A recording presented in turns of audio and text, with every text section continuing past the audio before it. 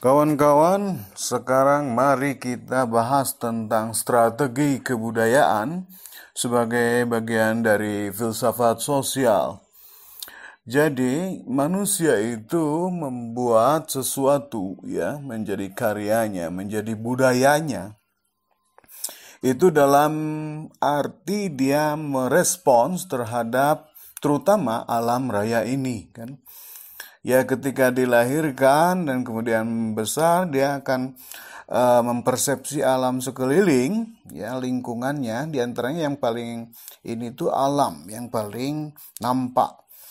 Nah, sejak dahulu ada berbagai strategi untuk mempersepsi dan bergaul dengan alam. Ketika zamannya mistis dulu, alam ini dipersepsi oleh manusia sebagai sesuatu yang diciptakan oleh sesuatu di luar alam ini, sehingga ya banyak ada yang menyebut Tuhan, ada yang menyebut dewa-dewa. Nah, maka kepada mereka itulah kan manusia menyembah gitu. Ada kemudian disebut budaya, ya, agama atau teologis, kan, sehingga dalam menundukkannya pun terhadap alam ketika mencari buruan, ya, binatang buruan, kadang bukan hanya dengan alat-alat tapi juga dengan mantra-mantra gitu, ya, meminta bantuan hal yang di luar alam dan manusia gitu, ya, terhadap dewa-dewa supaya binatang itu tunduk, kemudian ya nanti bisa disembelih dan ya diantaranya juga dipersembahkan kepada dewa-dewa itu. Nah, itu alam mitis, ya, zaman periode mitis.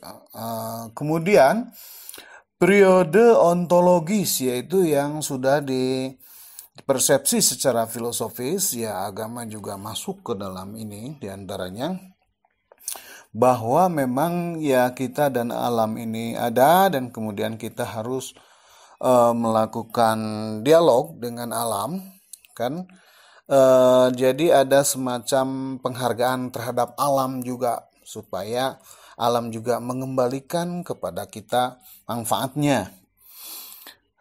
Kemudian ada periode fungsional, yaitu ketika manusia menundukkan alam dan hebat dalam hal ini dan menjadi master, ya, penguasa alam gitu. Dia banyak menciptakan dan melakukan sesuatu terhadap alam karena pemikirannya, karena teknologinya dan sebagainya, sehingga bersifat fungsional dan dia berkuasa.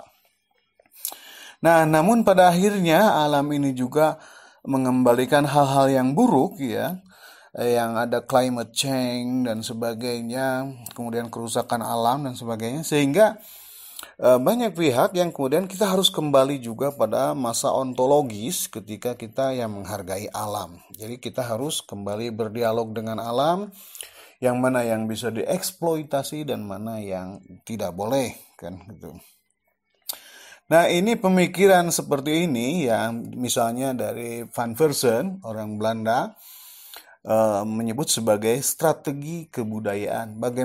Bagaimana manusia melakukan strategi terhadap alam di luar dirinya, ya, sesuatu yang di luar dirinya gitu. Tetapi ya ternyata bukan hanya alam saja di luar diri kita, kita juga menciptakan sesuatu di luar diri kita, yaitu budaya tadi. Di antara buatan kita, banyak yang kemudian tidak bisa kita kuasai lagi, kan? Apa yang kita ciptakan ternyata sudah berdiri sendiri, gitu. Di antaranya yang sejak dahulu juga itu dunia pertanian membuat kita misalkan ada gejala banjir karena tidak bisa melakukan irigasi misalkan. Maka kemudian bikin lagi irigasi, kan. Setelah pertanian itu banjir, kemudian irigasi. Kemudian peternakan, ada penyakit ternak, kemudian kena ke kita harus bikin lagi, kan, remedinya, obatnya dan sebagainya. Jadi buatan kita pun kadang balik lagi ke kita untuk kita lebih kuasai lagi efek-efeknya, kan. Kemudian di bidang filsafat, misalkan buku dikatakan itu nanti setelah jadi buku, bukan buku milik kita lagi, tapi ditafsirkan oleh orang lain. Bisa jadi tafsirannya berbeda dengan keinginan kita. Nah, begitu pula dengan masa kapitalisme, ada uang. Nah, uang juga pada akhirnya akan menyandera kita kan dengan harganya itu dan sebagainya. Sehingga kita itu kadang berburu uang, padahal kan ceritanya berburu akan pemenuhan kebutuhan kita. Nah, seperti itu. Jadi ada lukisan juga nanti ditafsirkan orang. Kemudian ada kita buat senapan misalkan, ya digunakan orang, kadang bisa membunuh kita. Seperti di Jawa itu keris empo gandring ya, yang membunuh pembuatnya. Nah, kemudian juga ya ada bom kan, ada nuklir dan sebagainya, bisa menghancurkan manusia sendiri kan gitu. Nah, terakhir-terakhir ini ada kemudian fantasi-fantasi ya, imajinasi manusia yang membuat seperti nasionalisme dan kemudian jadi rame, jadi percekcokan dan sebagainya antar negara, jadi perang. Nah, kemudian ada kita bikin robot juga, pada akhirnya robot bisa kan mengatur kita kan karena dia punya logika tersendiri. Persis seperti sekarang di dunia internet ada artificial intelligence. Ya kita akhirnya mengikuti artificial intelligence itu kadang kan gitu. Supaya banyak diklik dan sebagainya kan gitu. Kita harus ikut aturan dia kan gitu, seperti itu. Begitu pula dalam hal-hal lain, perbankan dan sebagainya di internet juga ada aturan-aturan yang kita buat sendiri, akhirnya kita repot sendiri juga. Nah, bagaimana ini kita harus bikin strategi-strategi kebudayaan masing-masing kita, setiap orang dari kita, supaya kita tetap bisa merasakan apa cita-cita manusia yang sebenarnya, misalkan tentang kebebasan, freedom, atau tentang kebahagiaan, happiness.